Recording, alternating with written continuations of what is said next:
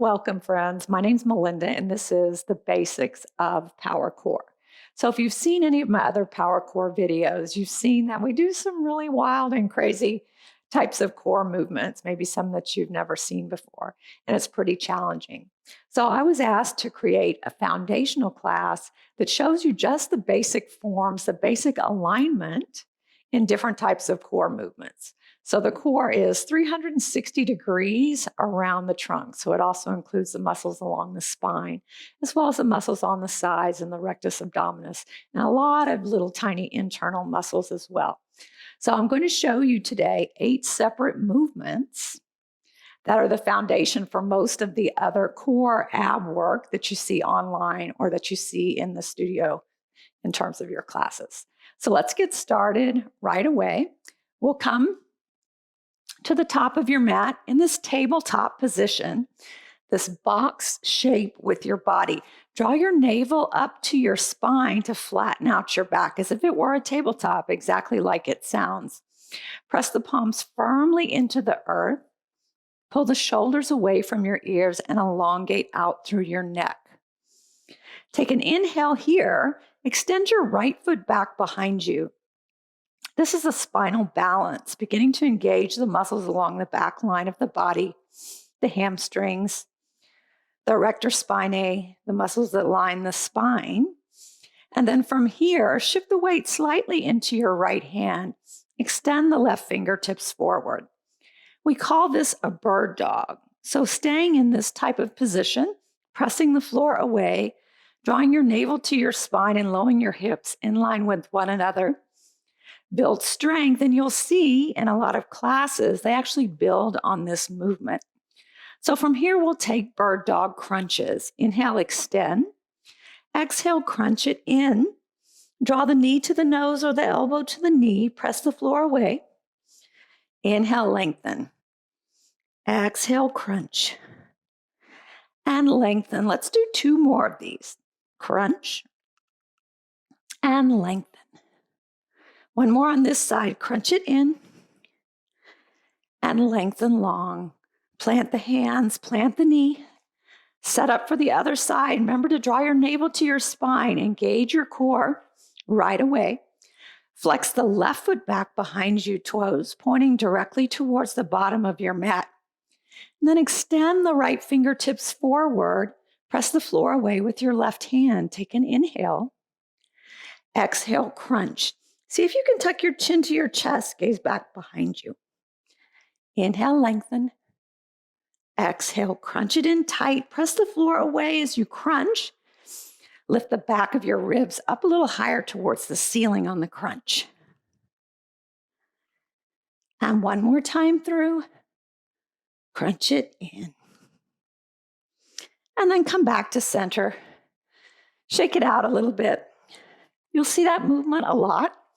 In classes, you may build on it, moving from side to side as well. So moving on, tuck your toes, draw your navel to your spine once again, and then press the floor away. Hover your knees off the mat, about an inch or so. Keep the spine long. Extend through the neck. Press into your finger pads, keeping the weight out of your wrist. Draw the shoulders away from the ears, and we'll tap right knee and left knee for 10, 10, 9, 8, 7, 6, 5, 4, 3, 2, and 1 each side. And drop it down. Moving on to a basic plank. And so planks have gained popularity probably in the past, 10 to 20 years. When I was first starting out, nobody knew really what a plank was. But a plank strengthens almost every muscle in your entire body is engaged when you do a plank. So it's not just going to benefit you from a core standpoint, but you'll see in a lot of classes, they actually build on the basic plank. So from your tabletop, come up onto your toes, lift your knees off the mat, and then press the floor away firmly by pressing into your finger pads, little cupping through the inner palm. And then lower your hips in line with your shoulders and your heels. Come up high onto your toes. Draw your low ribs in, squeeze your navel to your spine, and start by holding here for a 15-second count. If it gets uncomfortable, you can rock a little forward and back to take your mind off it. Keep your neck long. Don't drop it down low. Want to keep that long, straight plank from your tailbone out through the crown of your head. We're here for 4, 3, 2, and 1. Lower down to your knees. Take a quick press back. I recommend starting with 15 seconds in the plank, then working up to 30 seconds, maybe 45, and then up to a minute. And then, of course, if you want to take a look at some of the other Power Core videos, we build on plank quite a bit. So next, we'll take a basic crunch. Come down to lying on your back. In this basic crunch posture, draw your navel to your spine. See if you can flatten out the sway in your low back. Draw your heels in towards your glutes. Your legs are parallel, so knees slightly moving in towards the midline. Fingertips behind your head. Open your elbows wide. Take an inhale, lift your shoulders off the mat. Exhale, crunch it higher. Inhale, lower. Exhale, crunch. And you just keep this movement going, squeezing the belly button all the way down to the floor, and then keeping the elbows away from your peripheral vision, and then lifting from your collarbones and chest, keeping your chin pulled away. Keep this motion going here. Breathe at your own pace. Big exhales on the effort. You can even flex through your toes. To me, that helps push my navel further towards my spine. Let's do 10 more of these. Keep it breathing. 10. Look to the ceiling. 9. 8. Strong, engaged abs. 7. 6. Squeeze it in. 5. Almost done. 4. Long stretch in. 3. 2. And 1 more. Give it a good squeeze at the top. And then lengthen long. Oh, that feels good. So from that position, moving on to oblique twist. So working the side body. Bring your legs up to this reverse tabletop position. Stack your knees over your hips, flex through your toes. Hands come behind your head, shoulders come lifted. Take an inhale, and then exhale. Send the right leg long. Send your left elbow to your left knee. So this is what we call a yogi bicycle or oblique twist. So you want to bring your elbow to your knee, not pull your knee to your elbow. Otherwise, you're getting more hip than exercise for your obliques. So inhale back to center. Exhale, twist right. Inhale, center. Exhale, twist left. All the while, shoulders stay lifted. And then twist. Keep your tailbone grounded so the twist stays in your side body. Maybe next time, try and lift your armpit up towards your knee. That way, it keeps your mind on pulling the elbows back away from your peripheral vision. And then you begin to take this faster as you feel more comfortable. Side to side for 8. 7. Keep the shoulders lifted. 6. 5. 4. 3. Almost done. Big twist. 2. And 1 more each side. Oh, pull the knees in.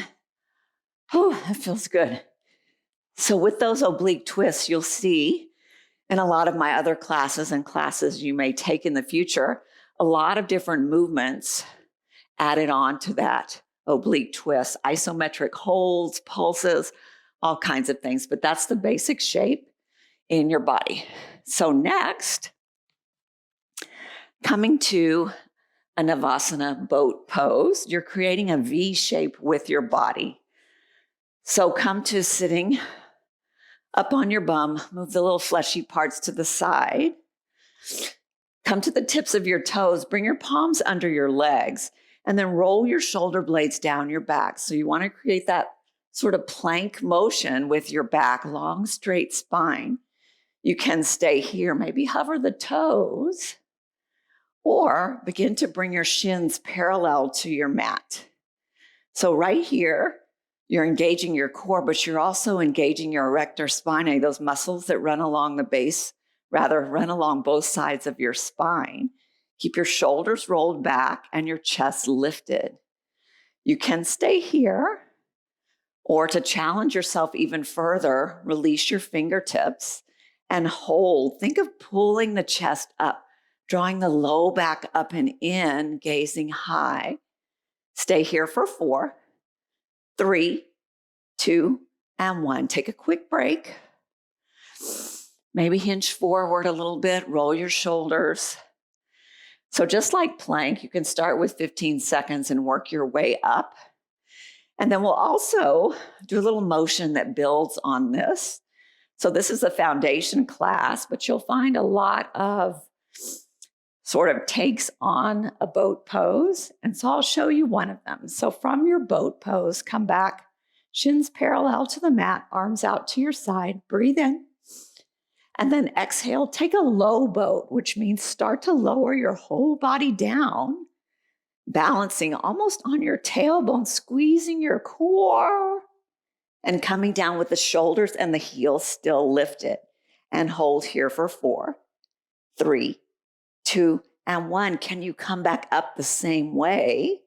Maybe get a little momentum with the legs.